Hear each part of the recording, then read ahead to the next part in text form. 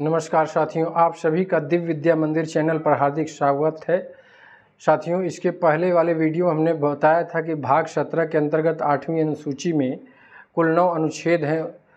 अनुच्छेद 3 से 43 से लेकर के 3 से 51 के अनुच्छेदों में राजभाषा के संबंध में है।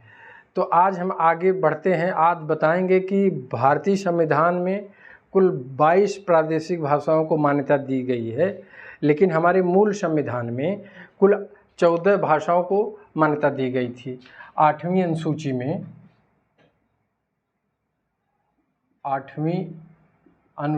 में मूल संविधान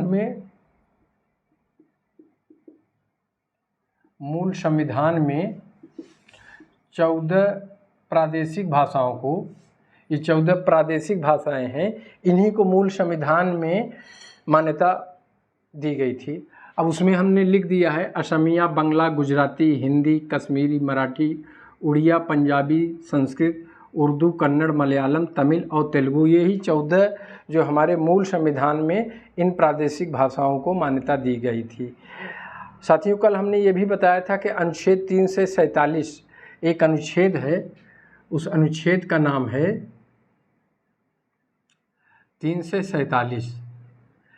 इस 3 से 47 में ये अधिकार दिया गया है कि प्रदेश अपनी जनसंख्या के बल पर किसी भी भाषा को मान्यता दिला सकता है, प्रादेशिक भाषा का दर्जा दिला सकता है जनसंख्या के आधार पर। तो अनुच्छेद 3 से 47 के अंतर्गत 21वां जब संविधान संशोधन हुआ, 21वां ये संविधान संशोधन जब हुआ, 21वां संविधान संशोधन में, ये 21वां संविधान संशोधन 1967 में हुआ। और इसमें एक भाषा है सिंधी। ये भाषा क्या है? इस भाषा को कह लीजिए 15वां है। क्या है? सिंधी। तो सिंधी को 15वां प्रादेशिक भाषा के रूप में 21वें संविधान संशोधन 1967 में सिंधी को मान्यता दी गई। उसके बाद साथियों 71वां संविधान संशोधन ये हुआ है 1992 में। 1992 में 71वां संविधान संशोधन हुआ है और इसमें 3 भाषाओं को माने 16वां, 17वां और 18वां। 16वां है नेपाली और 17वां है कोंकणी। कोंकणी ये महाराष्ट्र और गोवा का जो क्षेत्र है, कोंकण प्रदेश, कोंकणी। और 18वां है मणिपुरी। मणिपुर प्रांत में जो भाषा बोली जाती है उसी को कहते हैं मणिपुरी। तो ये 71वें संविधान संशोधन 1992 में हुआ था और उसमें ये अनुच्छेद 3 से 47 का ही है, ये पावर दिया गया है। और 3 भाषाएं, तो प्रादेशिक भाषाओं की कुल संख्या कितनी हो गई? 18।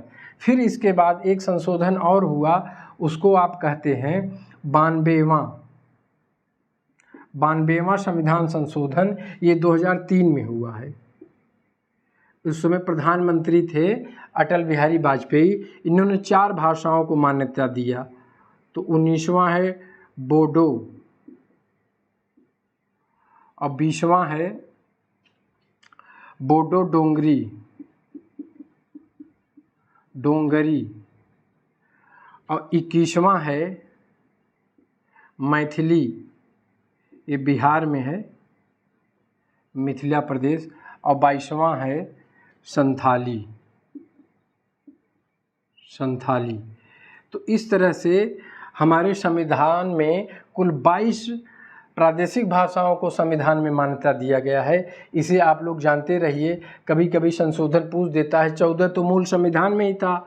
15वां जो है 21वें संविधान संशोधन 1967, जब उस समय प्रधानमंत्री थी इंदिरा गांधी, तो सिंधी को प्रादेशिक भाषा का दर्जा दिया गया। फिर 1992 में उस समय प्रधानमंत्री थे नरसिम्हा राव, तो उस समय नेपाली, कोंकणी और मणिपुरी को दर्जा दिया गया। फिर जब 2003 में 92वां संविधान संशोधन अनुच्छेद 347 के अंतर्गत अटल बिहारी वाजपेयी की सरकार थी, अब बोडो, डोंगरी, मैथिली और संथाली भाषाओं को इस तरह से कुल भाषाओं की संख्या कितनी हो गई? 22 हो गई। इसे आप लोग जानते रहिए, परीक्षा में पूछता है। ये 8वीं अनुसूची में ये व्यवस्था की गई है राजभाषा से संबंधित। अब साथियों, इसके बाद मैं आपको बता दूं कि हमारे देश के प्रथम राष्ट्रपति थे राजेंद्र प्रसाद। तो राजेंद्र प्रसाद, इसके बाद हमने कल बताया था अनुच्छेद 343 में है, संघ की राजभाषा हिंदी और लिपि देवनागरी होगी। और अनुच्छेद 344 है, एक अनुच्छेद है 344, इसमें हमने कल बताया था राजभाषा आयोग का गठन होता है। राजभाषा आयोग का गठन कब हुआ? 1955 में। 1955 में हुआ। उस समय राष्ट्रपति जो हमारे देश के प्रथम राष्ट्रपति थे, उनका नाम था डॉक्टर राजेंद्र प्रसाद। इसे आप लोग जानते रहिए। डॉक्टर राजेंद्र प्रसाद उसमें राष्ट्रपति थे। और 1955 में, ये हमने कल बताया था, ये 5 वर्ष बाद होना था। अब 5 वर्ष के बाद प्रत्येक 10 वर्ष बाद, हर 10 वर्ष बाद राजभाषा आयोग का गठन होता रहता है। तो इसे साथियों आप लोग जानते रहिए, 5 वर्ष, उसके बाद 10 वर्ष है। पहले शुरू में 5 वर्ष था, उसके बाद हर 10 वर्ष बाद राजभाषा आयोग का गठन होता है। तो उस समय अध्यक्ष, राजभाषा आयोग के जो प्रथम अध्यक्ष थे, उनका नाम था बाल गंगाधर खेर। इन्हें बीजी खेर के नाम से भी जाना जाता है। बीजी खेर के नाम से भी परीक्षा में पूछा जाता है। तो बाल गंगाधर खेर ने ये राजभाषा आयोग के प्रथम अध्यक्ष थे। और ये जो सदस्य थे, उस अध्यक्ष पद पे जब ये थे, तो उसमें कुल 21 सदस्य थे। कभी कभी परीक्षा में ये भी पूछ देता है कि अध्यक्ष तो बाल गंगाधर खेर थे, लेकिन उसमें सदस्यों की संख्या कितनी थी? तो साथियों, इसको आप लोग जानते रहिए कि कुल 21 सदस्य थे। उसके बाद इसमें इसकी जो समीक्षा हुई है, इस राजभाषा आयोग का जो समीक्षा हुआ है, वह 1957 में हुआ। 1957 ईस्वी में हुआ। और वो जो है संयुक्त, इसको जानते रहिए साथियों, संयुक्त संसदीय राजभाषा समिति बनाई गई इसकी समीक्षा करने के लिए। राजभाषा आयोग का समीक्षा करने के लिए संयुक्त संसदीय राजभाषा समिति बनाई गई। और जिसके अध्यक्ष आप लोग जानते रहिए, ये अध्यक्ष बहुत पूछता है परीक्षा में। अध्यक्ष थे गोविंद वल्लभ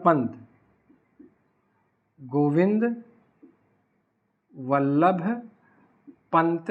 ये इसके अध्यक्ष थे। संयुक्त संसदीय राज्यसभा समिति के अध्यक्ष थे गोविंद वल्लभ पंत, जो समीक्षा किए थे। किसकी समीक्षा किए थे?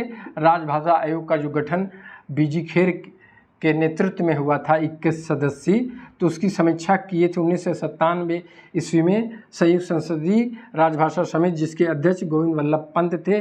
साथ ही इसमें जानिए कि इसमें कुल 30 सदस्य थे। ये भी जानते रहिए कितने सदस्य थे? इसमें कुल 30 सदस्य थे, जिसमें से 20 सदस्य लोकसभा के थे, और 10 सदस्य, इसको आप लोग जानते रहिए, ये राज्यसभा के थे, राज्यसभा। तो ये भी जान लीजिए 30 सदस्य कुल थे, जिसमें 20 सदस्य लोकसभा के थे और 10 सदस्य राज्यसभा के थे। फिर इसके बाद जब ये समीक्षा हुआ, तो फिर 2 अस्थाई आयोग का गठन हुआ। 2 अस्थाई आयोग का गठन सरकार ने किया। तो इसे आप जानते रहिए, ये 2 अस्थाई आयोग का गठन किया गया। किसके द्वारा किया गया?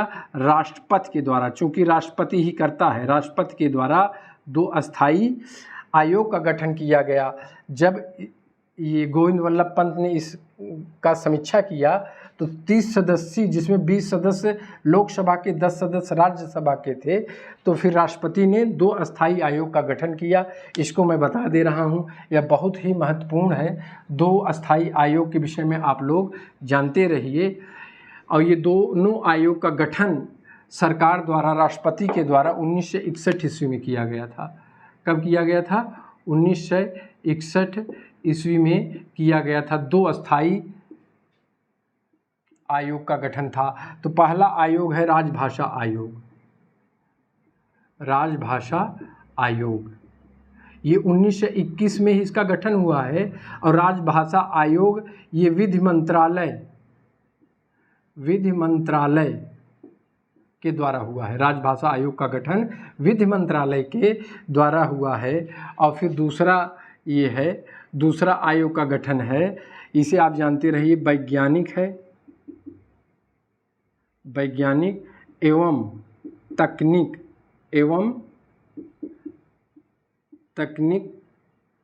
तकनीकी आयोग का गठन। वैज्ञानिक एवं तकनीकी शब्दावली, यहाँ लिख लीजिए शब्दावली। वैज्ञानिक एवं तकनीकी शब्दावली आयोग का गठन हुआ है। ये शिक्षा मंत्रालय द्वारा हुआ है। किसके द्वारा हुआ है? शिक्षा मंत्रालय के द्वारा। ये भी 1961 में किया गया है। वैज्ञानिक एवं तकनीकी शब्दावली आयोग का गठन ये शिक्षा मंत्रालय द्वारा 1961 ईस्वी में ये राष्ट्रपति द्वारा 2 आयोगों का गठन हुआ है। तो इसके विषय में आप लोग जानते रहिए। ये राजभाषा आयोग अंत में 1976 ईस्वी में इसको समाप्त कर दिया गया। लेकिन उसके पहले आप लोग जानते रहिए, एक है राजभाषा अधिनियम बना है। राजभाषा अधिनियम, राजभाषा अधिनियम 1963 ईस्वी में बनाया गया था। और इसका संशोधन 4 वर्ष बाद 1967 में हुआ। और राजभाषा संकल्प 1 वर्ष बाद 1968 में हुआ है। 68 राजभाषा संकल्प, ये संकल्प है, समझ लीजिए। राजभाषा संकल्प है। संकल्प ये कब हुआ है? 1 वर्ष, माने राजभाषा अधिनियम 1963 में है। इसका फिर संशोधन कब हुआ है? 1967 में हुआ है। फिर राजभाषा संकल्प कब बना है? 1978 में है। तो फिर ये आप जानते रहिए कि जो राजभाषा ये अधिनियम 1963 है, इसमें कुल 9 धाराएं थी। कितनी धाराएं थी ये भी पूछता है। 9 धाराएं, इसको आप लोग जानते रहिए। राजभाषा अधिनियम 1963 के अंतर्गत कितनी धाराएं थी? 9 धाराएं थी। बाद में फिर राजभाषा नियम 1976 बना। 1976 बना। इसमें कुल 12 नियम हैं। ये भी परीक्षा में पूछा जा चुका है कि राजभाषा नियम 1976 के अंतर्गत कुल कितने नियम हैं। तो साथियों इसको जानते रहिए, इसमें कुल 12 नियम हैं। और इसमें जो है केंद्र सरकार,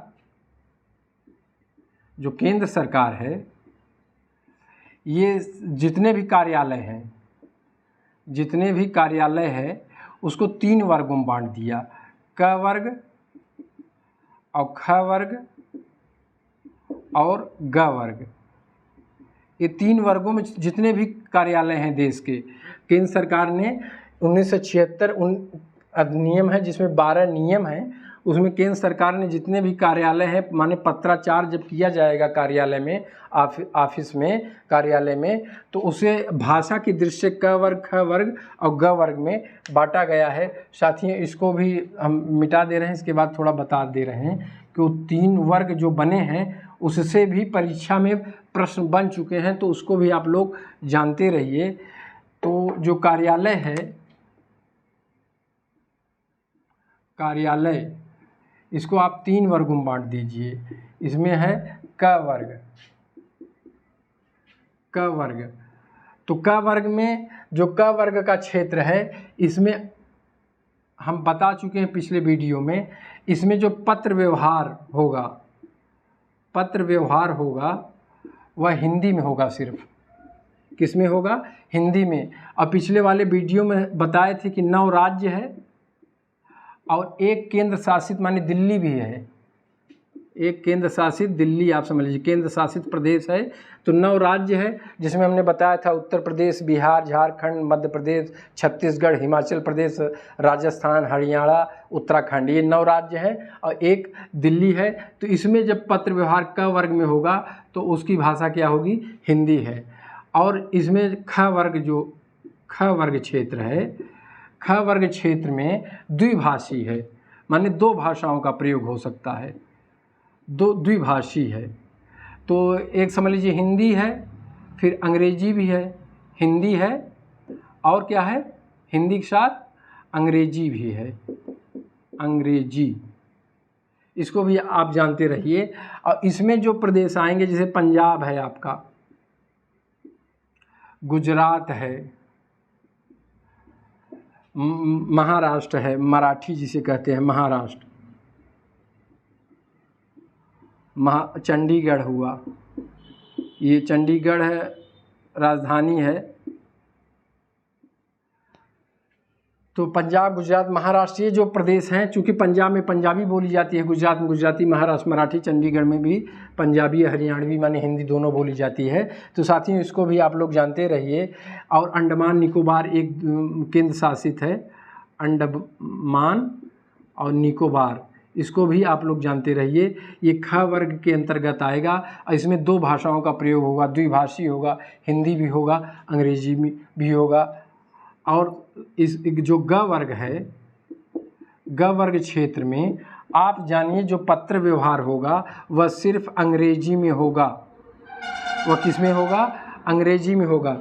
तो ग वर्ग में आप जानते रहिए जो द्रविड़ परिवार है, द्रविड़ परिवार की जितनी भी भाषाएं हैं, द्रविड़ परिवार की जितनी भी भाषाएं हैं, वह द्रविड़ परिवार किस में आएगा?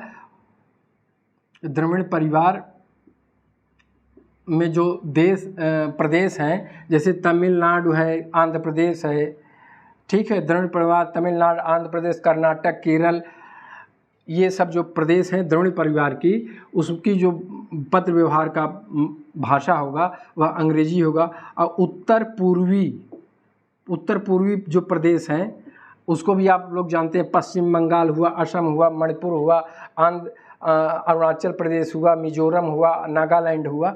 तो ये जो द्रविड़ परिवार और उत्तर पूर्वी प्रदेश हैं, इसकी भाषा एक ग वर्ग में रखा गया है। तो साथियों इसको भी आप लोग जानते रहिए। ये वर्गीकरण 1976 के राजभाषा नियम, जिसमें 12 नियम थे, इस अंतर्गत किया गया था। इसके बाद राजभाषा नियम को समाप्त कर दिया गया है। तो इतना आप लोग जानते रहिए। ये हमारे संविधान में ये प्रादेशिक भाषाओं के विषय में बताया गया है। इससे बहुत सारे प्रश्न बनते हैं। साथियों अगर ये वीडियो आपको पसंद आए तो इसे ज़रूर आप लाइक, शेयर और सब्सक्राइब करिए।